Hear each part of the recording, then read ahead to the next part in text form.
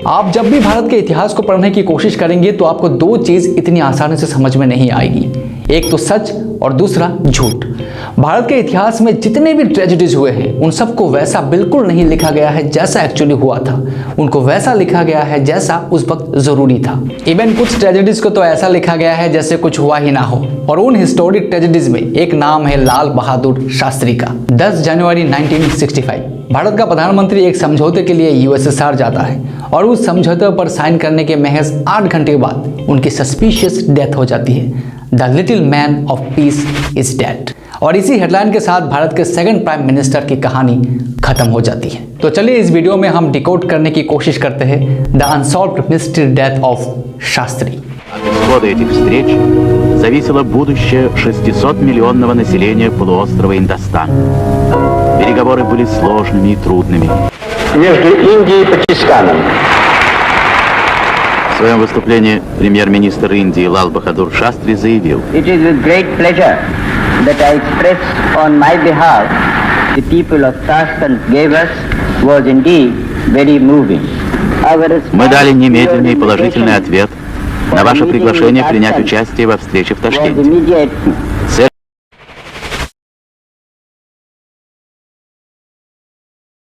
9 जून 1964 भारत को एक ऐसा प्राइम मिनिस्टर मिला जो भारत को उस वक्त जरूरत था। ये वो वक्त था जब भारत फूड, इकोनॉमी और सेल्फ कॉन्फिडेंस क्राइसिस से गुजर रहा था, क्योंकि भारत 2 साल पहले ही 1962 में चाइना से एक बड़ा युद्ध हार गया और ये भारत के लिए एक अनएक्सेप्टेबल ट्रेजेडी था।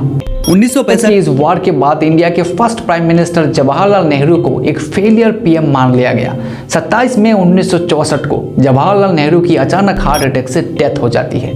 तब जनता प्रधानमंत्री के तौर पर लाल बहादुर शास्त्री जी को चुनते हैं। शास्त्री जी प्रधानमंत्री बनने के महज 1 साल बाद 5 अगस्त 1965 में पाकिस्तान ने भारत पर हमला कर दिया। ये वो वक्त था जब भारत दुनिया के लिए एक कमजोर देश था, बट शास्त्री जी ने भारत के लिए दुनिया की ये सोच पूरी तरीके से बदल दिया और यहाँ से शुरू होती है शास्त्री जी की डेथ मिस्ट्री। 1965 के इस युद्ध में पाकिस्तान बुरी तरीके से हार गया। भारत के जवानों ने पाकिस्तान के 1800 किलोमीटर से भी ज्यादा इलाके पर कब्जा कर लिया। पूरा पाकिस्तान भारत के जवानों के सामने सरेंडर हो गया। इस विक्ट्री के बाद शास्त्री जी ने देश को एक स्लोगन दिया, जय जवान जय किसान। और इस स्लोगन ने जैसे भारत की जनता में एनर्जी भर दिया। इस एक लाइन के स्लोगन ने भारत में किसान और जवानों को देखने का नजरिया पूरी तरीके से बदल दिया, क्योंकि इससे पहले जवान और किसानों को इतनी अहमियत नहीं दी जाती थी। 5 अगस्त 1965 पाकिस्तान के 30,000 सोल्जर्स ने कश्मीर के LOC क्रॉस करके भारत के टेरिटरी पर हमला कर दिया। भारत इसके रिटेलिएट में पाकिस्तान के कराची और कसूर में फाइटर जेट से हमला कर दिया। पाकिस्तान के पास और कोई रास्ता ही नहीं था कि वो भारत को रोक सके।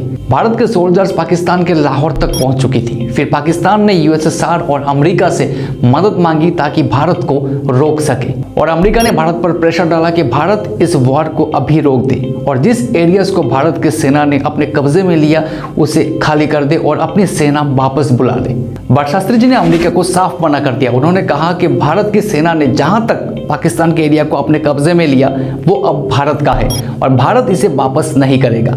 इस बात से अमेरिका बहुत ज़्यादा नाराज़ हो गया। अमेरिका ने भारत को वार्निंग दी कि अगर भारत ऐसा नहीं करता तो अमेरिका भारत को गेहूं सप्लाई नहीं करेगा। ये वो वक्त था जब भारत गेहूं के लिए अमेरिका के ऊपर डिपेंड्स था। अमेरिका के इस धमकी से शास्त्री जी काफ़ी मुश्किल में पड़ गए, बट शास्त्री जी अपने जिद पर अड़े थे। उन्होंने भारत की जनता से अपील की है कि अगर भारत की जनता एक वक्त का खाना छोड़ दे तो अमेरिका से आने वाली गेहूं की भारत को जरूरत नहीं होगी। और उस एक अपील ने भारत के लाखों लोगों ने एक वक्त का खाना छोड़ दिया। ये एक इंसिडेंट काफी है ये समझने के लिए कि शास्त्री जी की क्या अहमियत थी भारत के जनता के लिए। शास्त्री जी के उस साहस की हम आज जितने भी तारीफ करें शायद कम होगी, क्योंकि उस नाजुक वक्त में भी भारत ने अमेरिका को चैलेंज कर दिया। बट इंटरनेशनल प्रेशर इतना ज़्यादा था भारत के ऊपर कि भारत ना चाहते हुए भी अपने सेना को वापस बुलाना पड़ा, क्योंकि अब यूएसएसआर भी इस मामले में मध्यस्थता के लिए शामिल हो गया। भारत अब अकेला पूरी दुनिया से नहीं लड़ सकता था। मजबूरन भारत को यूएसएसआर की मेडिएशन को एक्सेप्ट करना पड़ा। 10 जनवरी 1965 भारत और पाकिस्तान के प्रधानमंत्री को यूएसएसआर की टाशकंद सिटी में इंडो पाक समझौते के लिए बुलाया गया, जिसे आज हम Tashkent agreement piece of treaty के नाम से जानते हैं। 10 जनवरी 1965 रात के 11:29। उस दिन दोनों देशों की एग्रीमेंट साइन होने के बाद रात के 11:29 से पहले सब कुछ ठीक चल रहा था। रात के 11:30 को शास्त्री जी को एक थर्मस में दूध दिया गया। फिर रात के 1:25 पर शास्त्री जी को खांसी शुरू हुई। फिर 1:33 से 1:40 के अंदर शास्त्री जी की डेथ हो गई। इस 2 घंटे के इंसिडेंट में कई सारे ऐसे कॉन्स्पिरेसीज हैं जिसे आज तक डिकोड नहीं किया गया। क्या आपको लगता है कि ये एक नॉर्मल डेथ था? नहीं ना, किसी को भी नहीं लगता सिवाय इनके ही गवर्नमेंट पार्टी के। और उस दिन सिर्फ शास्त्री जी की मौत नहीं हुई है, बल्कि इस केस से जुड़े और 5 लोगों की मौत हुई है, जो आगे आपको इस वीडियो में पता चलेगा। मिस्ट्री नंबर 1, यूएसएसआर में मीटिंग के बाद शास्त्री जी को रात में सोने के लिए जो कमरा दिया गया, उस कमरे में टेलीफोन ही नहीं था। But why? किसी ने इस सवाल को पूछा ही नहीं था। एक प्रधानमंत्री के रूम में एक टेलीफोन नहीं है, क्या एक नॉर्मल बात है? मिस्ट्री नंबर 2, डेथ के बाद पोस्टमार्टम रिपोर्ट से कॉज ऑफ डेथ का पता लगाया जा सकता है। इवन रशियन इंटेलिजेंस केजीबी ने भी शास्त्री जी की पोस्टमार्टम के लिए ऑफर किया था, बट इनके ही भारत के साथियों ने इस ऑफर को रिजेक्ट कर दिया। मिस्ट्री नंबर 3, और ये मिस्ट्री सबसे ज्यादा सवाल खड़ी करती है, क्योंकि इनकी बॉडी को जब भारत में लाया गया तो इनके बॉडी में नीले और काले रंग के स्पॉट्स थे, और इनके बॉडी में तो कई जगह पर खून के भी निशान थे। जब शास्त्री जी की बीबी ने इन स्पॉट्स के बारे में पूछा तो इनकी पूरे बॉडी में चंदन का लेप लगा दिया गया। इवन उनके फैमिली को उनकी बॉडी के सामने जाने भी नहीं दिया गया। मगर क्यों? मिस्ट्री नंबर 4, शास्त्री जी के लिए उस दिन जिसने लास्ट कुक बनाया था, वो कुक कहाँ गया? किसी को भी नहीं पता। 11:30 को जो दूध दिया गया था शास्त्री जी को, क्या उस दूध में जहर था? किसी को भी नहीं पता। बस सब कुछ छुपा दिया गया। मिस्ट्री नंबर 5, प्रोटोकॉल के तहत अगर देश का प्राइम मिनिस्टर फॉरेन जाता है तो उसके साथ एक प्राइवेट डॉक्टर होता है। शास्त्री जी के साथ भी एक डॉक्टर था जिसका नाम था डॉक्टर चूक। शास्त्री जी के मौत के कुछ ही दिन बाद ही डॉक्टर चूक और उनकी फैमिली की एक कार एक्सीडेंट में डेथ हो जाती है, जिसमें 5 लोगों की मौत हो जाती है। हो सकता है कि ये कार एक्सीडेंट हो, पर यह भी हो सकता है कि शायद डॉक्टर चूक कुछ राज जानते हो और कोई चाहता नहीं है कि वो राज कभी बाहर आए। मिस्ट्री नंबर 6, जब देश की जनता और शास्त्री जी के परिवार ने सरकार से ये सवाल पूछा कि इनकी जांच क्यों नहीं कराई गई, तो सरकार से ये जवाब मिला कि इनकी इन्वेस्टिगेशन भारत के फॉरेन रिलेशनशिप को खराब कर सकते हैं। भारत का प्रधानमंत्री किसी दूसरे देश में जाता है और वहां उनकी सस्पिशियस डेथ हो जाती है और उनकी इन्वेस्टिगेशन ना करने की वजह फॉरेन पॉलिसी बताई जाती है। क्या ये स्टेटमेंट काफी है एक प्रधानमंत्री की मौत की वजह ना जानने की? सरकारें आई और गई, पर किसी ने भी शास्त्री जी की डेथ मिस्ट्री को रिवील करने की कोशिश नहीं की। ये सारे इंसिडेंट्स कई सारे कॉन्स्पिरेसीज को इंडिकेट करते हैं। तो क्या वजह हो सकती है अगर शास्त्री जी की नॉर्मल डेथ नहीं हुई तो?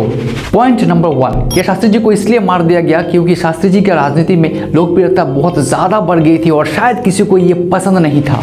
पॉइंट नंबर 2, क्या पाकिस्तान ने अपने हार का बदला लेने के लिए शास्त्री जी को धोखे से मार दिया? पॉइंट नंबर 3, क्या शास्त्री जी कोल्ड वॉर का शिकार हुए थे क्योंकि 1965 में यूएसएसआर और अमेरिका के साथ एक जबरदस्त घमासान चल रहा था कोल्ड वॉर को लेकर, और इस कोल्ड वॉर को ट्रायंगल शेप देने के लिए शास्त्री जी का इस्तेमाल किया गया हो? हमने जब इस केस के अंदर तक प्रॉपर इन्वेस्टिगेशन की तो हमें ये 3 मेजर रीजंस मिले, जिसे हम कंक्लूजन तो नहीं कह सकते, पर हाँ, अगर कभी प्रॉपर इन्वेस्टिगेशन हुई तो शायद इन 3 रीजंस में से कोई एक रीजन सामने आए। बाकी आप समझदार हैं, आप खुद अपने अपने तरीके से इस केस को एनालाइज कर सकते हैं। वीडियो को यहाँ तक देखने के लिए धन्यवाद। अगर ये वीडियो आपको अच्छा लगा हो तो इस वीडियो को लाइक कीजिए, और चैनल पे अगर नए हो तो इस चैनल को सब्सक्राइब जरूर कीजिए। हम इस तरह की इन्फॉर्मेटिव वीडियो आपके लिए हमेशा लाते रहेंगे। और हाँ, आपकी सपोर्ट की हमें बहुत ज़्यादा ज़रूरी है, क्योंकि हम हर एक वीडियो के लिए बहुत ज़्यादा मेहनत करते हैं।